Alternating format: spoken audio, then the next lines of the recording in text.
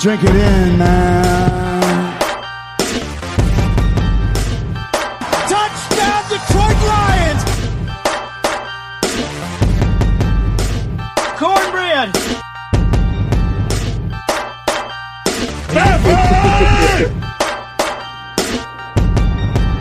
Drink it in, man. Detroit Kool-Aid drinkers, what is going on? We are back, and we are here on the Detroit Kool-Aid cast, and I got Grifka here. Grifka, what up?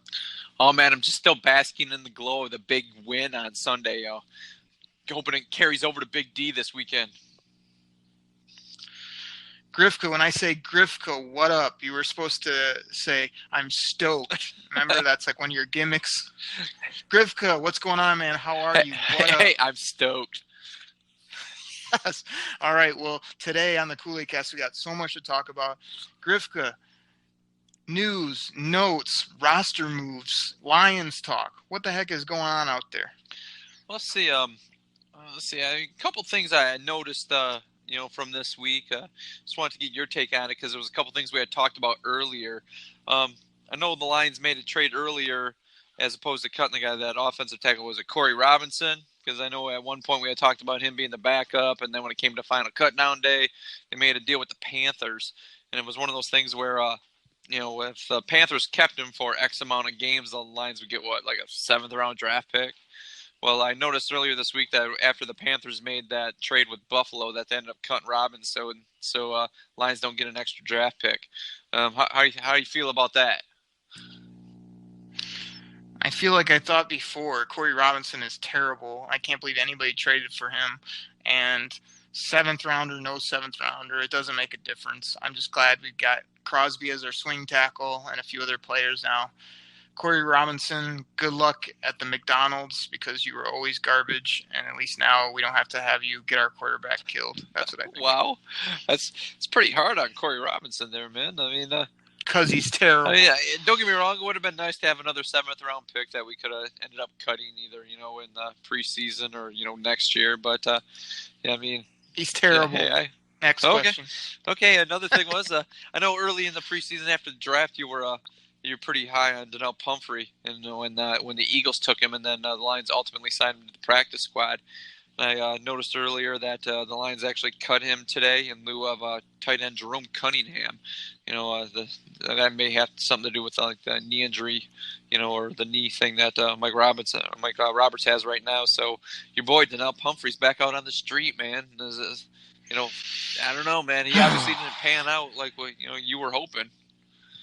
I hate this move, Grifka, and I wasn't even really aware of it till you brought it up here because I thought they were going to keep Pumphrey on the practice squad all year, maybe bring him in late depending on what our schedule or what our record and stuff is. His former lead blocker, Nick Bawden, is here, but he's hurt. So I thought they would just get him some late run. He could maybe be a future replacement for Amir, maybe even like a pseudo guy if he can learn a little bit more in the pass game if they ever move on from a Theo here down the road. But this guy, I'm telling you, he produced in college. He's a little bit smaller, but I think he has the ability to run the football in the right system if given the right opportunity. I don't know where and if he'll catch on. He's went through a couple stops now. I mean, at the running back position, you only get so many looks, and then people are just kind of down on you or whatever. But I think he's 23 years old, something like that. I think this is a guy they should have held on to and sort of learned to what he does well or why he broke the college record in regards to rushing. And here's my biggest beef with this move. The Lions are always bringing in tight ends and what is it, like the other position they always are bringing in and out of practice squads, like tight ends and wideouts or tight ends and corners, and none of them ever pan out to be anything. I mean, we don't need another junk tight end that I've never heard of that's not going to do anything. To me, it's just a total waste, whereas Pumphrey could have been, you're going to move on from some running backs, and he has a different skill set than Carry On in some ways. So I thought there was something there, but obviously Bobby Quinn doesn't agree with me and on the way you go, but man, that's a bummer. Yeah, I mean, I'm not too sad to see him go. I know there's plenty of running backs that led whatever in college and then were supposed to be, decent in pros and they pretty much fizzled out. I mean, Ron Dane, Troy Davis, even Kevin Smith, your boy, had a bunch of carries down at Central Florida, and he turned out to be the guy you could tackle just by taking a breath on him, and he would go down. So Pumphrey, I mean, once again, good luck to you. I know you're going to be crying in your pillow tonight, and when I brought this up, and but good luck to you, sir. Maybe you'll be back some Tuesday 2 years from now. So, and then we'll see if you get signed at that point. Grifka, here's the real quick difference, though, before we move on, is that, like, I went on the limb and was, like, glad they got Pumphrey, and I've watched him through the draft process, and I think, like, I saw what I saw in his college film. Like, it's not like this guy's a bona fide player that, everybody is thinking, oh, he's going to come in and tear up the league. I just thought he was a nice developmental piece that maybe in a year or two could have still been your third, fourth running back with a little bit of juice. So you can't give me too much crap. I mean, these are guys that I'm saying maybe they could be something. I'm not saying he was going to come in and tear up the league. Well, I mean, you could say that about anybody in the draft, that they maybe could come in and do something, but hey, that's fine. We can move on from that. I mean, it's no big deal. Give the people your tagline. You might as well do it. Is he good? No. Will he ever be good? No. So there. I'm sorry, it's a little messed up. That was fine, I guess. I mean, you did nail that one, but the one I was looking for, Grifko, was reasonable minds can differ. Let's move on, because you can't end every argument with that. And I'm not willing to die on the hill of Donnell Pumphrey, but I thought he could have been something. And I thought, hey, I'm looking for them to finally put guys on the practice squad that have either produced in college or are at like more impactful positions than a tight end or a no-name, who cares receiver that we know is only going to be there for 2-3 weeks before we boot him for some other no-name garbage player. I don't understand the NFL practice squad. I swear, if I managed a team, I'd have such a different practice squad than these people. Yeah. I guess maybe that's why we're doing the podcast, or we're not sitting in the big office. But okay, maybe that's why they should be doing the podcast and I should be in the big office. Maybe that, Grifka. Well, let's put it this way. Let's move on to a few injuries that could hamper like the game this weekend. I saw once again this week that Ziggy's not practicing. He didn't play last week against New England. Once again, it seems like that shoulder injury is lingering a little bit. What do you think? You think he has a chance playing this weekend, or do you think it's another week where he just rests the shoulder and hopefully he comes back later in the year?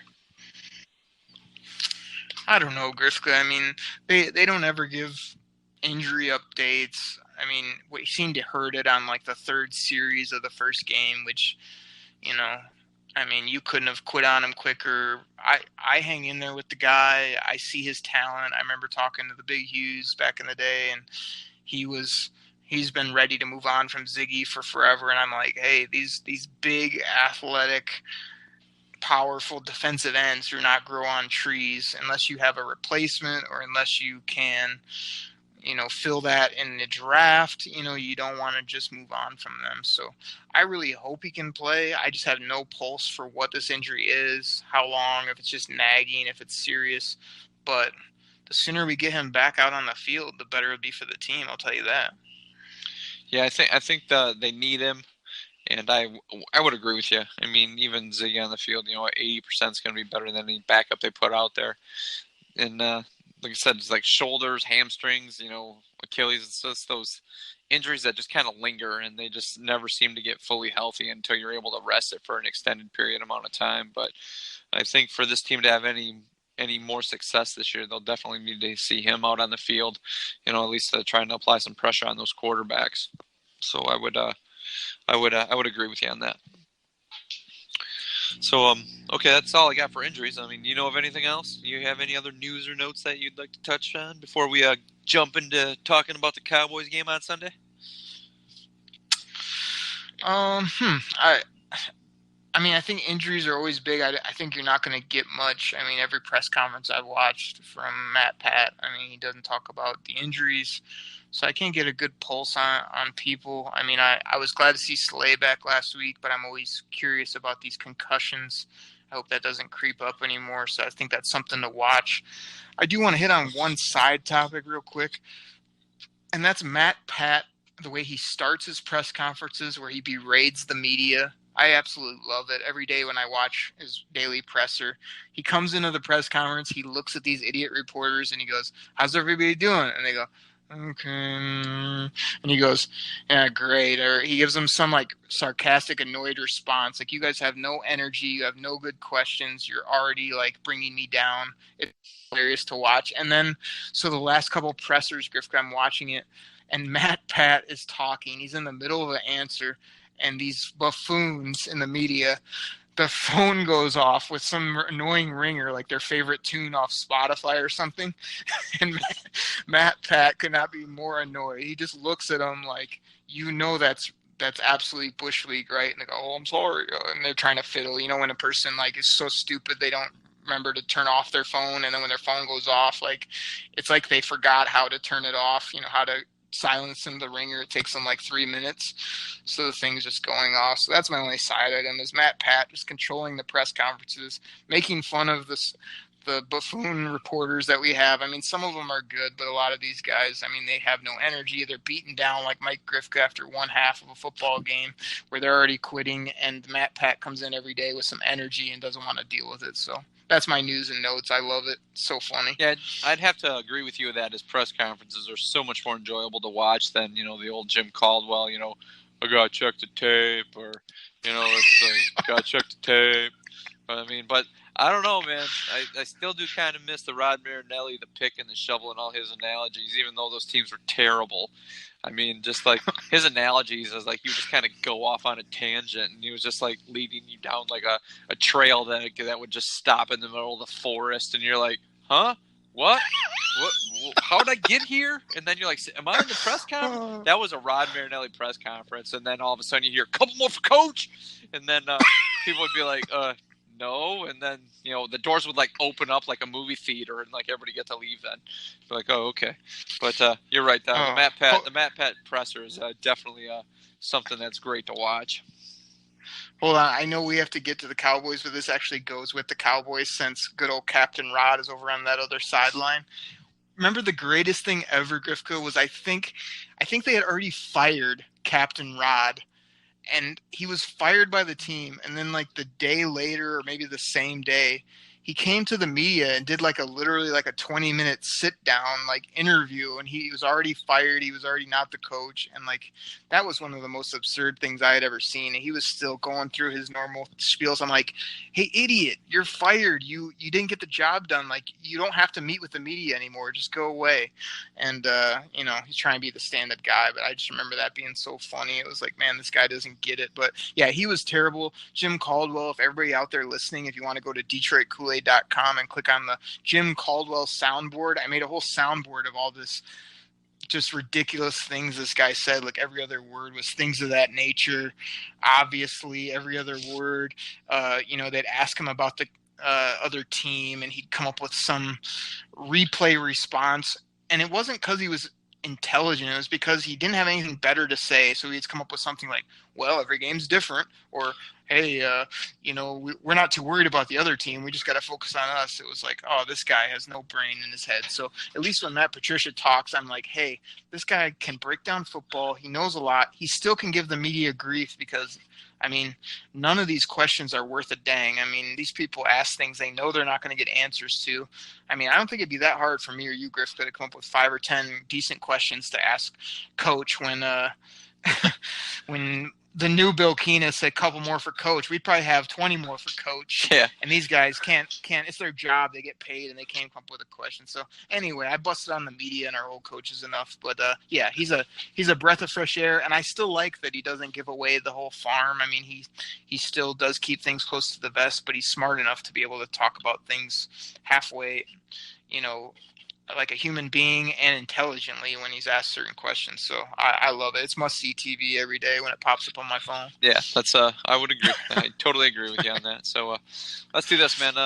Let's talk about this big game we have coming up on Sunday. Going to Dallas. Big D. It's America's team. It's one of the NFL's pride and joys to have around. It's the Dallas Cowboys are like the number one son of the family. It's just like, hey, this is my son, the Dallas Cowboys, and this is my other son, the Dallas Cowboys brother, and that's what the Detroit Lions are. So let's here on the Kool-Aid, let's break down this game. The biggest thing I have to think about right now is they got Zeke Elliott. The guy's obviously a superstar workhorse.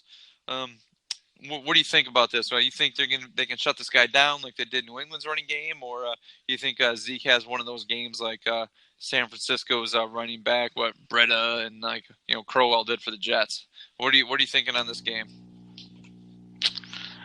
Cowboys are one of your favorite teams, isn't that right, Grifko? You said that in the past. You absolutely love them and think that they get no help from the refs, isn't that right? Just want to get they have to overcome a lot, to get their victories. Yeah.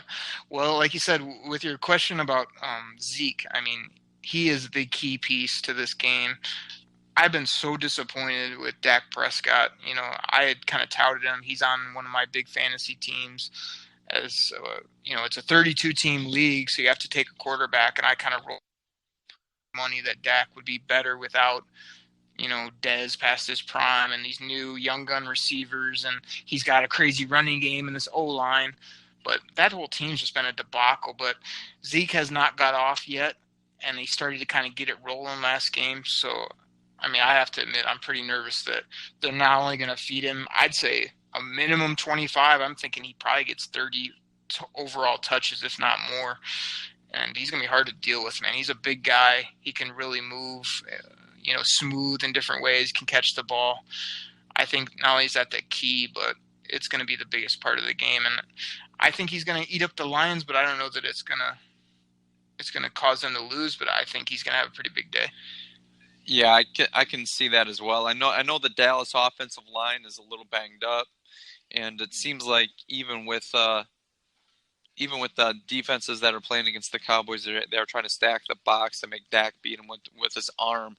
Still, though, I mean, Zeke, he's one of those guys that even if there's 8-9 guys in the box, he's still a danger to break one, at any moment. The way the Lions defense played last weekend, they had a little different run front right there, and it sounded like they switched away from what they were doing, went a little different against New England. Once again, that's going to be one of those things that they could try it against Dallas. I'm sure Dallas obviously has the tape on it, so they're going to come up with a scheme to try to beat it, especially to get Zeke the ball as much as they can. So, yeah, I'm worried about him as well. The guy's an elite talent. The guy's he's big, he's strong, he's hard to bring down, and they're playing in Dallas, so that crowd's going to be behind them, and Dallas is going to be like, hey, these guys just beat the Patriots, we can't take them lightly. So those guys is just I'm worried about as well. I mean, I think he's going to get his. I mean, but I'm not seeing 200 yards, 150, but I mean, I think Zeke's going to break the century mark in this game against the Lions. I mean, I hope he don't, but I think he will. One thing I heard somebody say, Grifka, which is kind of interesting, was it's one of the guys I like to listen to or respect his opinion. And he said he went back and on those deep burrito runs and the crease by Crowell, not only were the game situations, the Crowell was late in the game, just kind of a busted play, but it didn't really make a difference. And the burrito, yeah, the game was closer, but it was kind of just a missed tackle, missed run fit, and the way he went. So he said overall he doesn't think the Lions have been that bad as the season has went on in their run fits, but when they've missed badly. So I think that's kind of the biggest thing is just keep being fundamentally sound in this game and not giving up those – I don't even want to say those big openings or gashes, but, getting Jared Davis to consistently make tackles, getting him to just be in his gap where he needs to be, get our defensive linemen where they need to be. I think that's the kind of defense that's going to prove to be winning for them against the Cowboys run game, not giving up the big gash plays and making him earn every yard. Yeah, I mean, I would agree with you on that. The big thing is going to have to be Davis, how we talked about it. He needs to make the tackles. I mean, there's a couple he missed against New England, and I think he only had maybe 4 tackles that game. But he's going to have to be the guy to key on Zeke to be able to stop him. I mean, Davis is fast. He can be the guy to track him down, but it's got to be one of those things where he's not whiffing on a tackle, and Zeke's not breaking his tackle. So Davis is going to have a big game. Griff, I got to throw out a stat. I've got Pro Football Focus up right here. Jared Davis for the season, out of 100, his rating is a 39.4 on Pro Football Focus. Our other linebackers here listed on like just their main linebackers, even Christian Jones is 10 to 15 points higher than Davis, and then Kennard is up in the 70s. Wow. I mean, like 39 is absolute just trash. So, I mean, I love this guy's speed. I love his attitude, but the play has got to be so much better. And I don't need him. He made a few splash plays last game. I will give the splash plays away to get the great leadership and to get the consistent tackling play that I want from this guy. I mean, I don't want hit or miss. I don't want big play and then 3 missed tackles. I just want a great, solid middle inside linebacker that is the team leader. And he's not there yet, man, unfortunately. Yeah. Love the guy. But it's going to be a big moving forward with him, so keep an eye on him. Yeah. So, I mean, if the Lions are able to at least, contain Zeke, I mean, that's obviously going to put more on Dak Prescott. Do you think the Lions, I mean, I know we talked about the last podcast, where the Lions stand with the pass defense. Do you think they can do the same? I mean, Dak is a little more mobile, a little more escapability than obviously Tom Brady. Sam Darnold didn't have a whole lot. They didn't get a lot of pressure on Darnold though, and even Garoppolo. I mean, Garoppolo doesn't, he's not known for his wheels either. But Dak's a guy. He can make plays with his feet. Do you think if they contain Zeke, you think they're going to be able to stop Dak as well? I mean, here's my thing with Dak Prescott. He's been so terrible that I'm a big up-down theory in the NFL. When you're down, it's the time to, predict he's going to have a good game. When you're playing incredible, you're due for a game that's maybe not so good. People catch up to you, that type of thing. But I think he's due to have a nice game. I always like Dak Prescott because of the run and their O-line. He's just great in the play action. I mean, he could fake that ball into Zeke Elliott's belly and everybody's biting up, and then he's just throwing easy balls to crossing routes, slants, whatever he wanted, the last couple of years. That just hasn't been there or hasn't been there yet. So I really expect Dak to play way better. He can always hurt you with his feet, which is something that the Lions seem to always sort of have trouble with, are these mobile quarterbacks, not only extending the play, but a guy that can, run that read option. And we crash down for some reason for like the 5th time when we shouldn't, and he just runs out the gate for 15, 20 yards a crack. I mean, I think we'll see a couple of those. But, what I'm hoping from him is he's not known to be a turnover guy, but if he makes a few mistakes, I didn't talk about it in the last podcast, Griff. Remember a couple times ago when I said you win the turnover battle, you win? I mean, I felt like the Lions turned the ball over against the Pats a few times and kind of made enough plays, got their defense off the field to win, and that's really what makes the difference a lot. So I think you're going to have to create a few turnovers from Dak and make him uncomfortable in the pocket, but, I mean, I think he's going to be better than he has been too. I mean, he can't be much worse. Yeah, I would agree with you on that. I think the biggest thing with Dak Prescott, Griff, you can't agree with me on everything. You've agreed with me on everything this show and last show. You gotta yell at me for some things. Or come on now. Okay, I mean there's time coming up, but I mean I'll have to agree. I mean okay. I agree with you on this. I think they're gonna have to get some pressure on him and keep him in there. I think Kennard's been earning his contract, but I'm a believer that. That Eli Harold trade that they made with San Francisco, I think that it's been a quiet surprise so far. The way Eli Harold has played for these guys. So I think he's one of those guys who's quick enough to come off the edge, put some pressure on him. I mean, he's obviously not Lawrence Taylor, but still he's a guy that can do a little bit of damage. That is quick enough to track down Dak Prescott if he starts to escape the pocket. Now, once again, I mean Dak Prescott, I don't think he has like any great wide receivers. Sorry, none of those guys really put the fear of God in me. Jason Witten's not there anymore at tight end. He just doesn't have the offensive weapons on the outside that he did when he was younger, when he was first on the team. Though I mean, they had better wide receivers. They had better guys to catch the ball. So I think it's just a matter of, getting some pressure on him, trying to, get in his face, make him throw to those guys that, aren't, like I said, put the fear of God in anybody. But that's one of those things where Matt Pat's going to have to come up with a scheme for that, trying to keep, everybody stay in their defensive lanes, keep Zeke in check, and then still try to get some pressure on Dak in those passing situations. So, I mean, that's the big thing right there. Yeah, it'll be interesting to see. I mean, we got to contain their offense, but I know we're going to work our way through some other aspects, but also this offense. To me, our offense for the Lions has to continue to click. It's not going to be all about what Dallas does offensively and what we do defensively. Like we're going to be indoors. We're coming off a good game. We're going to have to sling it around. We're going to have to keep that running game going and put up points to win this game too, in my opinion. I sent a gift to some people the other day, and this is Matt Stafford walking into the Jerry Dome, and it was Conor McGregor doing his Vince McMahon walk with the arms wagging, and he was in a white crispy suit. I was like, that's the kind of confidence Stafford has to come into this game with. He's playing in front of his home people, and he's put up big numbers every four. He just needs to walk in there with a swagger and put up points, in my opinion.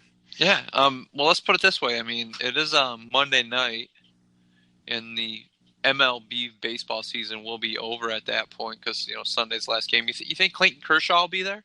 Since he's from the area as well? I don't know, but I know I'm going to have to edit this podcast, Griff, because you just mentioned baseball on the Detroit Kool-Aid cast. That's my rule number one. It's a terrible sport. It doesn't get talked about here on the show. But even if the person you speak of is there, I'm sure he'll be highlighted via the announced team at some point.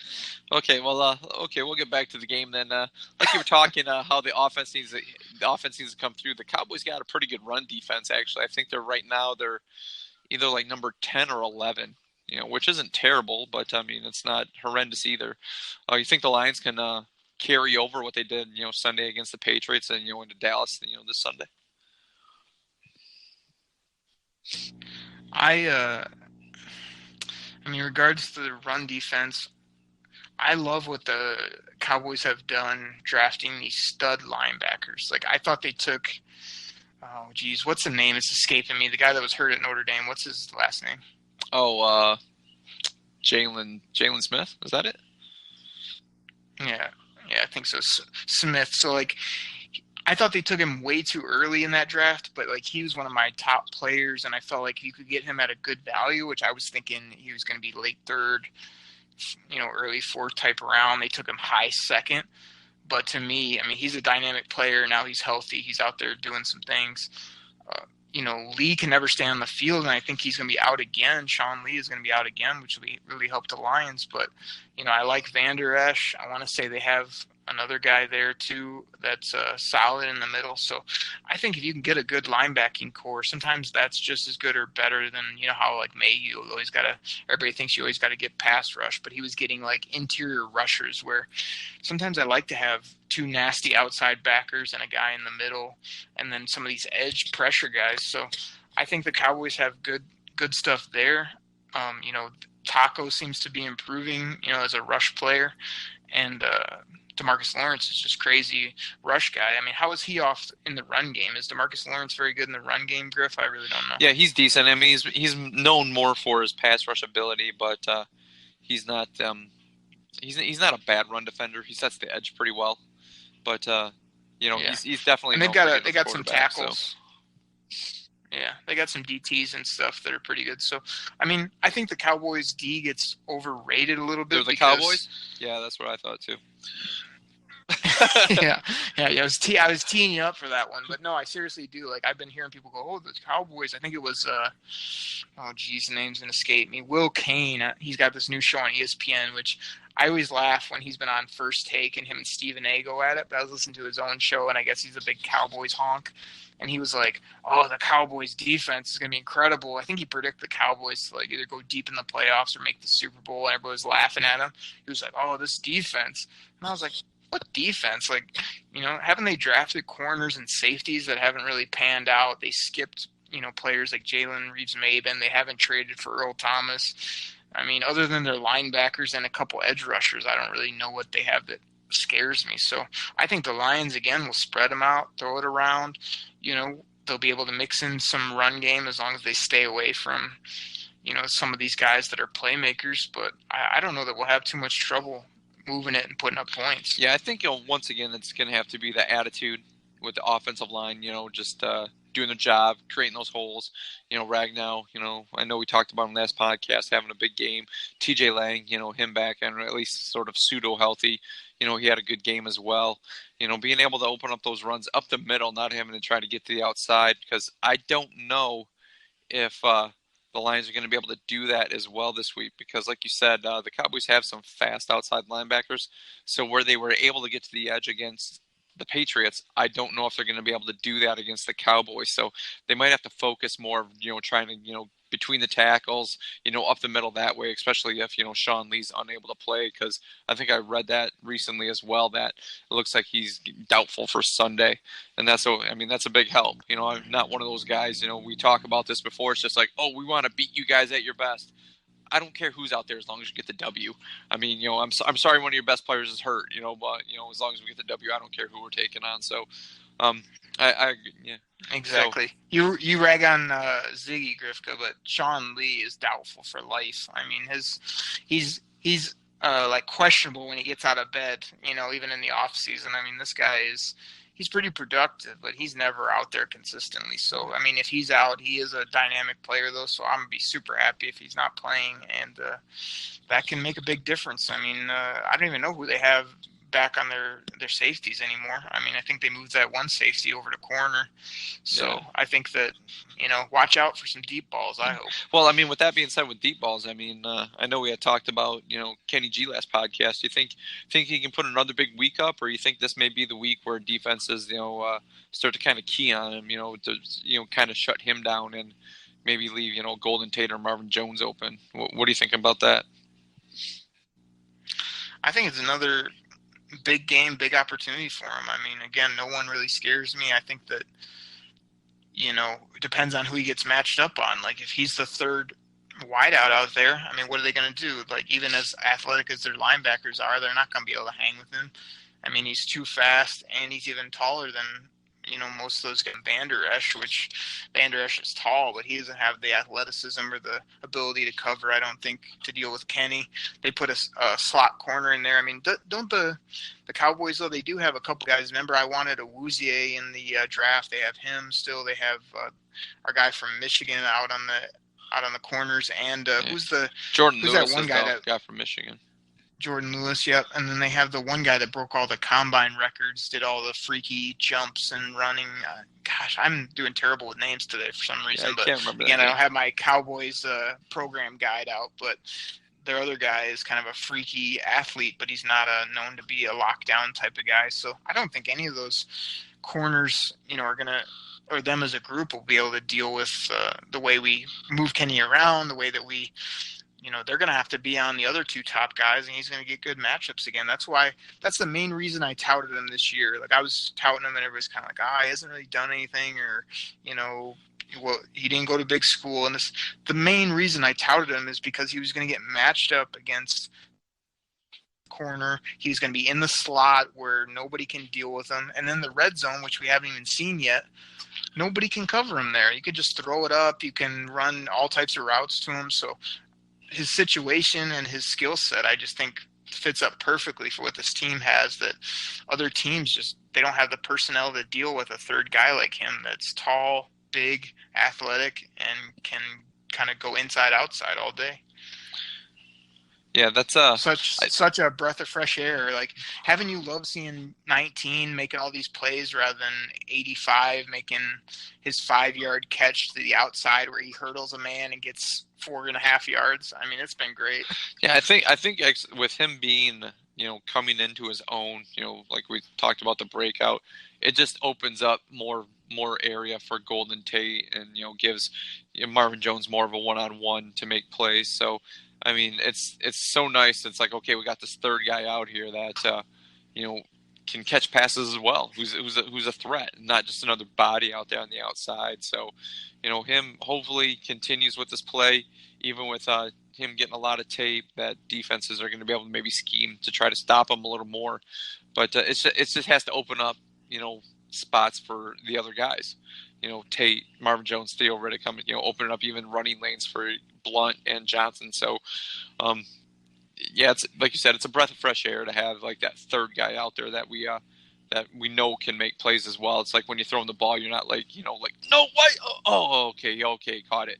And I when I say he's gonna have another good game, like I think good games for Kenny moving forward are still 50, 60 yards, moving chains, continuing to be a threat, if not a end zone guy that scores touchdowns. Or like I like it when they just stretch it to him sometimes, like even an overthrow or a pass interference where he just runs up the seam, nobody can deal with him, and we get a flag or something. Like I think those are going to be good games for Kenny. I don't see him getting too many games this year. Maybe a handful or less that are the 100-yard and a touchdown or two type. But I think you'll just see a lot of 50, 60 yards and a lot of chain moving, good football plays that help us, our offense, move the ball. So when I say good, that's kind of what I'm talking about. Yeah, like 4, 5, 6 catches, 45, 50, 60 yards, something like that. That's good out of the number 3 wide receiver. I like those numbers as well. But he's going to have blow-up games. I mean, because of his athleticism and size, he's going to have – I bet you he has a 150-yard game this year. I bet you he has a game where he has two touchdowns, maybe 2 games where he has multiple touchdowns. And if he ends the year with 8, 9 TDs and in that 750,000 range, I mean that would be excellent. Yeah. Okay, well, kind of broke down the offense and defense. I know this is a big game on Sunday. It's the last game of the first quarter. If you break the season into quarters, what's your prediction for this game, Oak? Griff, when I look at this one, I mean we've kind of given the people a good preview. I mean, if I got to put a prediction on it, just because of the flow of the season and what I'm both hoping for and thinking they can do, this is a game. It's a road game, but it's not a place that scares me. I mean, they pack almost 100,000 people into the Jerry Dome, but it's not, to me, a place that's hard to go in and play. Matt Stafford's been there. I mean, again, I joke, seems like we play them at Jerry Dome every year for the last 4 or 5 years. We go down there all the time, so he's used to it. It's indoors. Anytime I see the Lions indoors, I think, hey, we're going to be able to run it. We're going to be able to throw it. We're going to be able to defend with some good footing, good conditions out there. So I think this is a game where we go down, we play another good, solid game offensively. We deal with Zeke getting his yards and his touches, but we don't let Dak Prescott throw any deep balls or beat us, up over the top or with anything dynamic. And I think this is like a 28-21 ball game, Lions. Well, another high-scoring game. It sounds odd, but what I really like about this game is that it's a 1:00 Sunday start. And reason for that, it's not the prime time game. It's not the game of the week 4:00 start. On Sunday. Where you have Troy Aikman and Joe Buck calling it. It's not that prime time game with America watching. That it seems like flags go a certain way when that happens. It's just a 1:00 start. Oh yes, just a 1:00 start. In Dallas, so it's not like that huge time difference. It's only. Your body clock's not going to be that far off. Like you said, I think Zeke. Like we had talked, I think Zeke's going to get his. I mean, I think he's going to break the century mark on this. And I think the offensive line for the Lions really came together last game. I think the Cowboys do have a little better run defense, but like we were talking about, their defensive backfield doesn't really scare me that much. The biggest thing is, when Stafford goes back to pass, they have to keep, DeMarcus Lawrence off him. So, like I said, with this, I mean, drinking the Kool-Aid on this one, maybe once again, really high again after seeing the last game, where we reached the top of the mountain again, hey, we can only keep going up. This right here, I think is going to have to be one of those games where, Stafford comes back in the fourth quarter. I'm going to predict this game going to be like I'm going to say like 24-21 game, 24-20 game, Detroit. That's what I'm going to go for this game. It's going to be a nail biter, and they're going to need Stafford to pull out some magic there in the end. Nice. You had me worried there, Grifka. I thought you were going to let the people down and go back to the negative analyst Mike Grifka, who knows he wants the Lions to win, but overthinks it. On the Kool-Aid cast, when in doubt, we have to skew towards our team and try to get this momentum, keep it going. So Yeah. I was glad you went with the victory. Hopefully we can get it going. Getting this victory and going 2-2 would really be big. And then, depending on what happens with Aaron Rodgers, if he even makes it to the next game, we could really get some mo there with them in our house. So we don't want to get too far ahead of ourselves. But this is another game, puts more momentum. 2 victories in a row, stacking victories is always nice. And then a road win would be great. So there's lots to be had with this ball game. Yeah, it's like me and you talk. The games, like when we pick our seasons, when we expect wins, and like we pick the Jets to win. So to get to the record where they got to be, they have to win one of those games where we thought they would lose it.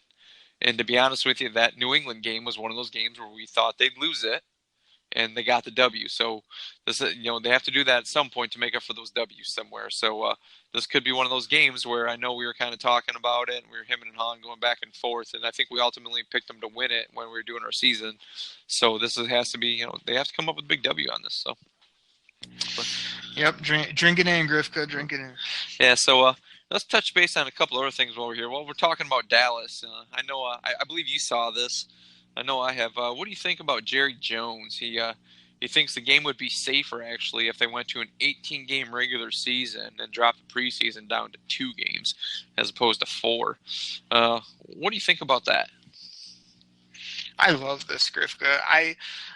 Overall, I kind of like Jerry Jones and I'm humored by the guy, but I think this is one of his better takes because the NFL preseason is the absolute worst thing in sports. You have got to get rid of 2 of these preseason games. I don't care what you do. If you let teams scrimmage more against each other, if you figure out some way to get your practice reps in, but these preseason games have got to go.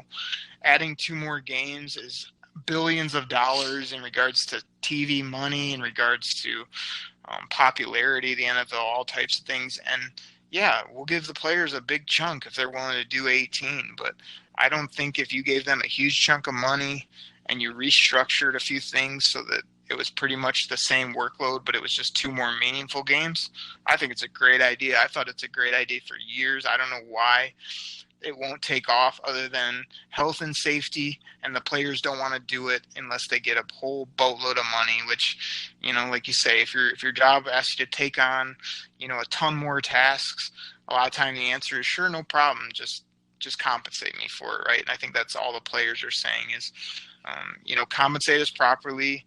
And then the health and safety is an issue. But other than that, it's tremendous. Play 18.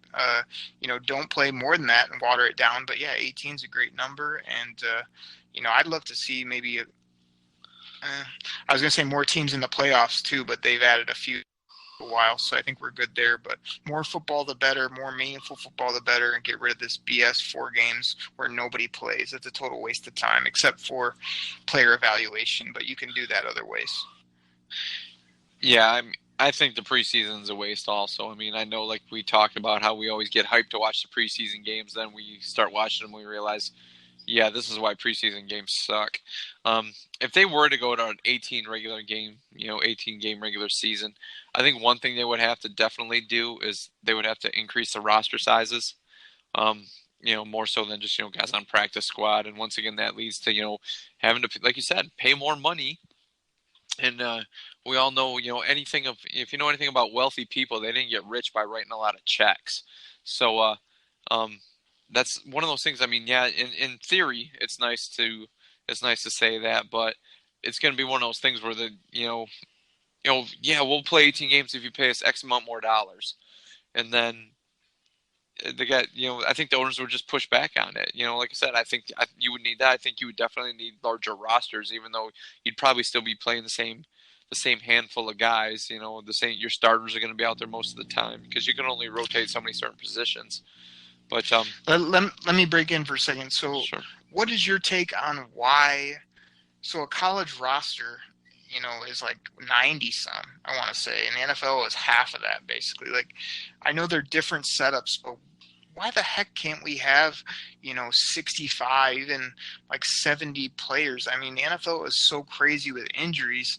I don't know why another 5 or 10 guys on a roster wouldn't help the overall game. I mean, the way you have to only keep 2 quarterbacks, I'm so shocked we don't get more games where like a quarterback or 2 goes out and you're playing with like your receiver back there, or like, they only dress. I remember the Patriots against us, they dressed 3 receivers. I mean, one of those guys goes down. Good luck getting through that game barely. So I don't know why they can't suit up more bodies. Do you have a take on that, of why it's set up the way it is?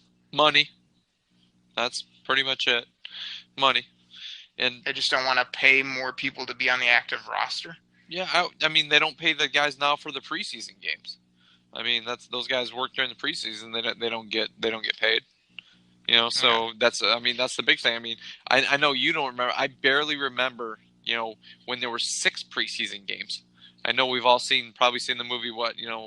The movie about the Philadelphia Eagle, Vince Papale, where they're playing the 6 preseason games. You imagine? I mean, we complain about 4 sitting, as fans sitting having to watch it. Could you imagine, having to sit there and wait for 6 preseason games? I mean, to be finished. I mean, and yeah, the guys, they don't pay the guys at that point, so they're getting to look at 90 guys on the team, and they're not paying any of them. Those guys aren't getting paid. So, yeah, I think money has a lot to do with it, and I think that's the that biggest must be thing. it, because there's no real on the field reason, especially if you're wanting to do player safety. Well, a good way to do player safety is have more guys so that you can spread it around more. You can, if an injury happens, it doesn't debilitate a team. Keep people fresh. But 53 always seems super.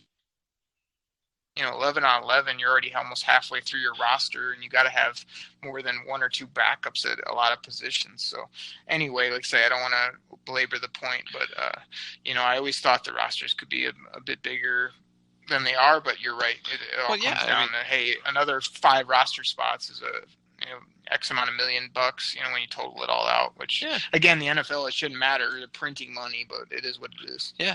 Well, I mean, talking about player safeties, that's one of the reasons why they always say about the 18 game player safety. But what do you think with like all these roughing the passer calls? I mean, it seems like the last couple of weeks, it seems like there's been some that I know I've left been scratching my head when I've seen it.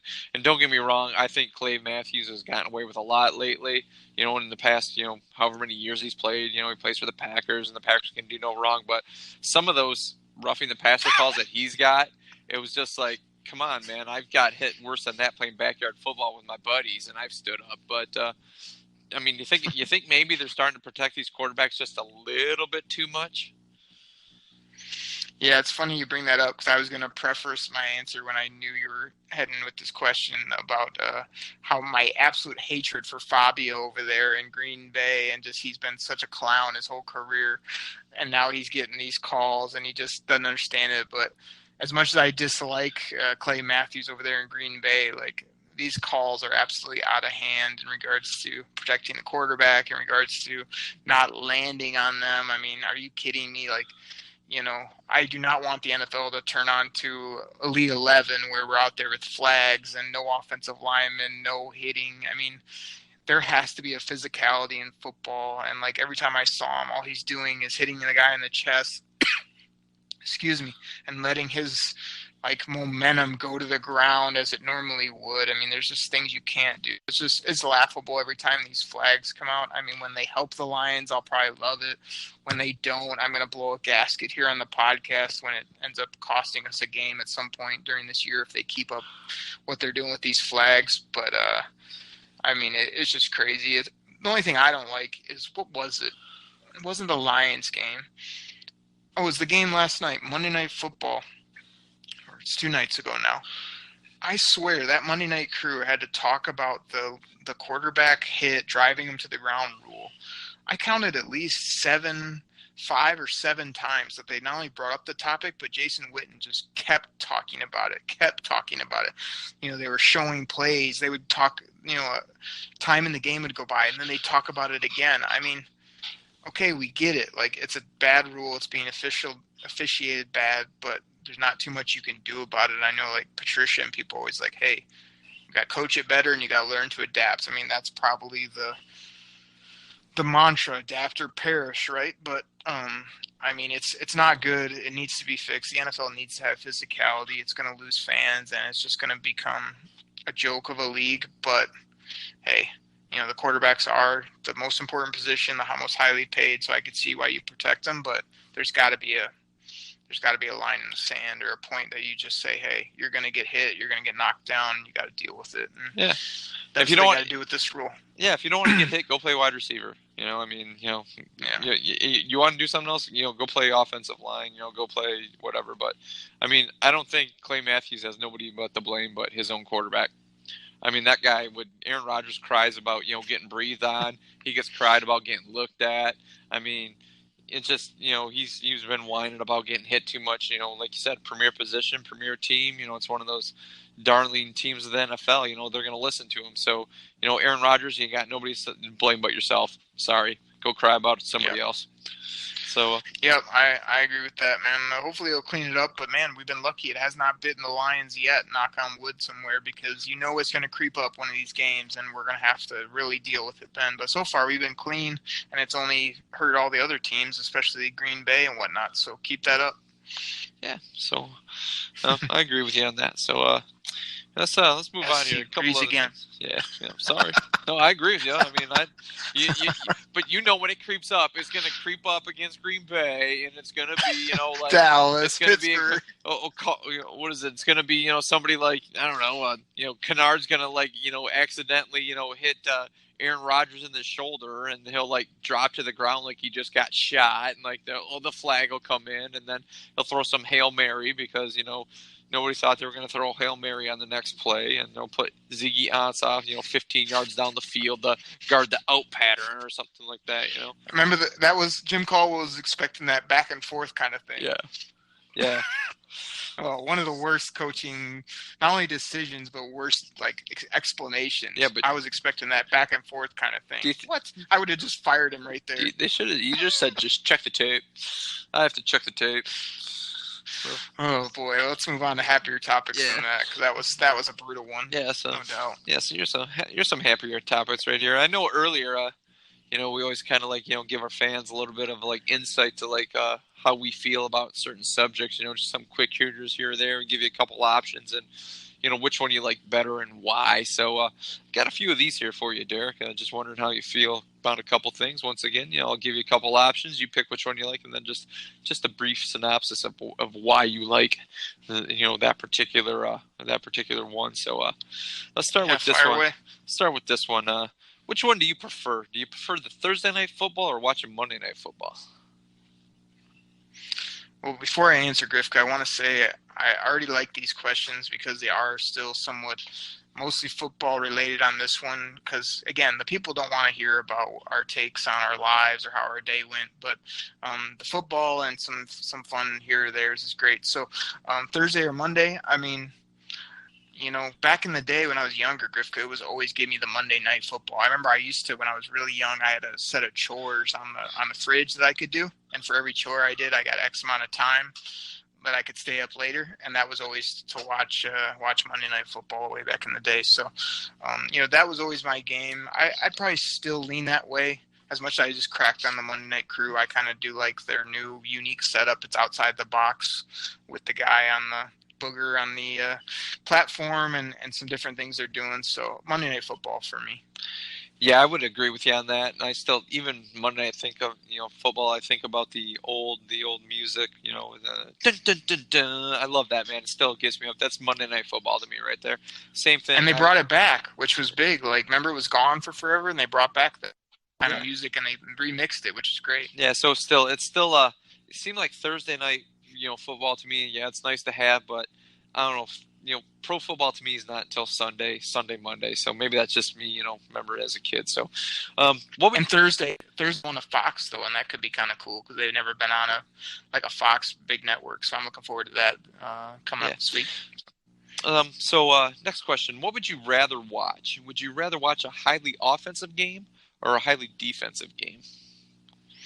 Oh man, the Kool-Aid drinkers out there that have been listening probably know my answer already, but I know I've said a couple times Detroit would love a great defense and a great O-line, but me personally, I mean, I'm all about the top players, the top stars, Odell, and a whole bunch of other big talented players out there making ridiculous plays. So give me a big shootout any day of the week and points going up on the board. Gosh, I don't know. I don't know, man. I kind of really like watching a highly defensive game. Something that's like one of those nail biters. Like, can this team, move the ball down the field? And I'm not talking in an inept game where it's always just like 3 and out, 3 and out, 3 and out. Something like that where the combined yardage at halftime is 75 yards or something like that. But something where there's some quarterback pressures, sacks, a couple turnovers here and there. Guys making great defensive plays. Great open field tackles, things like that, and the final score ends up being, like a 17-14 or 14-10, something like that, with two good defenses just, going out there just punching each other, in the face and, more so than, scores that go like, 38-32. It's just like, gosh, just, go down, score your touchdown, give us the ball back, things like that. Those highly defensive games though, man, I really like watching those things. My favorite part of that answer, Grifka, is that you don't agree with me. So that was great. Okay. Next question. With Eric Ebron having such a good year in Indianapolis, obviously he's got a couple touchdowns and like a total of like 6 catches. Yeah. I miss him already. I'm sure you Harkening back to that draft and the guys that just got a couple big contracts, who would you rather have on the lines right now? Would you rather have your homeboy Odell or Aaron Donald? Both guys drafted after Eric Ebron. So, yeah, this is a tremendous question, Grifka. The people, everybody thinks they know where I'm going, but I'm actually gonna go with Aaron Donald on this one because what? Wait, what? Yeah. I am surprised, to be honest with you. I am one of the people that thought you would totally pick Odell. Oh, I'm sure you did. I'm trying to be honest on this one because we mentioned in previous shows, but on that draft, I'll never forget it. The day of the draft, buzz came out that the Lions, Mark Mayhew, loved Odell Beckham Jr. And back then, I was not as in-depth in the draft. I had never watched Odell at LSU. I didn't have him as highly rated on my board and was not my boy coming out. Now, since he's been in the league, he's been dynamic, but I was touting that draft. I had watched a little bit and done some pre-draft work on Aaron Donald. I loved what he brought, his physicality, even though he's undersized, I knew he was a beast. I knew you could probably play him inside or even kick him out and make him, here's one for you, Grifka, a Reggie White type defensive end, that big defensive end that can get up the field and is super athletic. And that's the guy I wanted, so I got to go with Aaron Donald. Basically with our team construction and just being honest with who I wanted back in the day, even with all the great things Odell's done so far. Yeah, I don't even think the people have to ask who I'd rather have on this one. Yeah. I'm not, Aaron Donald, hands down. Next question. Yeah. Something a little on the lighter side here. What do you like as a side dish, mac and cheese or mashed potatoes? Oh, man, that's another good one. Before I answer that, I just want to throw out, Grifka, there's a few Kool-Aid drinkers that have contacted me that are on to you about your hatred for Odell, that they know you secretly are a huge Odell fan. You just don't want. Yeah. Well, I just want to throw that out there before those Kool-Aid drinkers really don't know me because no, I don't like Odell. He's overrated and he's got one catch. more cover up, and I mean I don't have the stats in front of me, but that one catch, I thought I debunked that many shows ago. You and the infamous anyway, stats. Let me get to this other question: the mac and cheese or the mashed potatoes? Yeah. Oh man, this is a tough call, Griff. I do like both. I mean, mac and cheese is legit, all types of different ways, but I am a sucker for like a good chicken breast or a good steak with a good old thing of mashed potatoes. And then I know this isn't part of the question, but one thing I've loved, which it should be just a Thanksgiving only, but I'm making stuffing all year round, Griff. So stuffing with a little bit of mashed potatoes and a good piece of meat is like one of my go-to meals when I want to like just eat like a king. So I'm gonna go with the mashed potatoes with a bonus, but just a good mashed potatoes with some butter. Oh, okay. Yeah, see, I mean, I love mashed potatoes too, especially like when you get those little bit of like potato in there. It's not completely whipped, where it's all, you know, it's like completely just mush. You have a little bit of mashed potatoes. There's still like little bits of potato in there that aren't completely crushed up. But I got to go with mac and cheese, man. I love mac and cheese. I've loved mac and cheese since I was a kid. My kids eat it. Oh my gosh, like mac and cheese. I mean, you can get got Kraft mac and cheese, man. Easy Mac. I'm eating that, man. I love mac and cheese. Mac and cheese is like the greatest side dish ever invented, hands down. If you can have one mac and cheese, what is it? Because there's so many kinds, types, flavors. What do you go with? What's the go-to? My wife makes a pretty good homemade mac and cheese with a roux and the cheese, and puts it in the oven and lets it bake that way, almost kind of like a casserole type thing. Oh, that's the way I love it that way. But if we're talking like a side dish from like a restaurant, I like the KFC mac and cheese myself. I mean, that's just me. Oh, no, that's a terrible mac and cheese. I used to always go with the KFC mac when they'd ask you for the sides. I debunked it. I hate that mac and cheese, but my go-to is like, I hate that you have to have milk to make the Kraft where it gives you the powdered cheese. Like, I never have milk and I never want to deal with that. But my go-to is the Velveeta shells, boy. Oh. The Velveeta where you get the pouch that is just filled with the Velveeta melty. Oh, man. You Yeah. can't get better than that. Yeah, That's like the Cadillac of mac yeah, and that cheese is from the store. Okay. Last question here. Now that we have your side dish, and this is the Detroit Kool-Aid. What Kool-Aid do you prefer, grape or cherry? Oh, neither, of course. I'm going with the Honolulu Blue Super Bowl flavor, son. The one we had at the tailgate, the one that looks like it matches my crispy Matt Stafford game authentic Nike jersey, man. The Detroit Kool-Aid Blue, son. Okay. All day, every day. Now, here's the only thing. If you ever look at the Kool-Aid packets at the store, for some reason, if you want to get the Blue Lions Kool-Aid, it actually comes in like a red barrel or red. If you look at the packet is actually like got a red thing on it, but when you read it, it says blue, lemon, raspberry or something. So it definitely can fool you if you're just going visual. But everybody out there, if you haven't already, you go to the store, you load up on the Blue Lions Kool-Aid all football season long. It's the only way to go. I mean, there's no doubt. There's no raspberry, no cherry, Griff. It's the Honolulu Blue. Okay. Super Bowl flavor. Okay. Grape, hands down. Best Kool-Aid ever. Grape Kool-Aid, hands down. Okay. Purple drink. Hey, man. Ain't nothing wrong with that. Work for Jamarcus Russell. Okay. Anyway, so that's all the quick hitters. That's all the quick hitters I got, man. Grifka, when are we busting out the like legit licensed Detroit Kool-Aid for the people that they can pick up at their local market? Never. Yeah, probably never, because we don't. I mean, I don't have the money to go fight Procter and Gamble for the copyright of that. So yeah, we have to call it like Detroit Drank or Drank with like 2 A's or something like that. Lions Liquid. That just sounds bad. yeah, it's sold separately from the. We won't do it, but. The people to drink it in, or like there is nothing better than maybe having a Lions-esque blue Kool-Aid for a good Sunday when you're heading into football. Yeah. So we encourage the people to do it up. Yeah. So that's all I got for this podcast. You got anything else, Derek? I think we're good, man, Griff. I mean, to me, let's just end it with this is going to be a huge game against Cowboys. This is one we don't want to be talking to the people next week saying, oh, man, it came out flat, didn't play good, lost this game. So we just want everybody to be positive heading into this game, drink the Kool-Aid. Check us out on iTunes. Again, we're trying to keep spreading this, keep growing the numbers.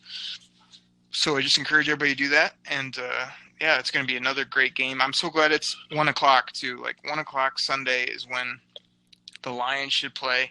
Sorry, I'm losing my breath here. But the Lions should play at 1 o'clock on Sunday, just like Michigan football should start at 12 noon on Sundays. It's perfect, and I'm really looking forward to it. So let's get it, Grisco. Let's get a W. Yeah, it's got to be a big W this week in Dallas. Absolutely. So everybody, we'll catch you later. Have a great week, great Sunday, and keep an eye out because there may be a bonus episode this weekend. Not sure about that, but there could be.